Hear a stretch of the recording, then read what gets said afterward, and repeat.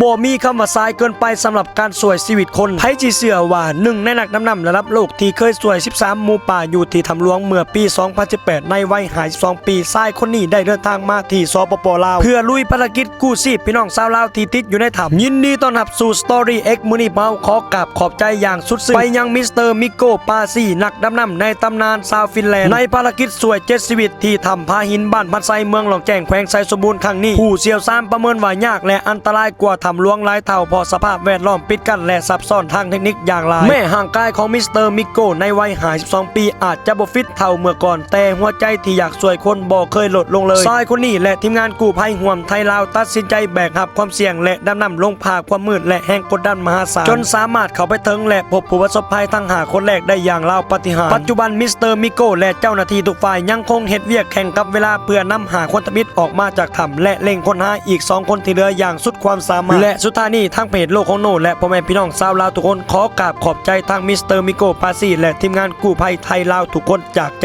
จริงหากท่านใดมักในคอนเทนต์แบบนี้อย่าลืมกดติดตามกดไลค์กดแชร์ให้เพจโลกของโนและอย่าลืมว่าคอนเทนต์ที่ดีควรมีสปอนเซอร์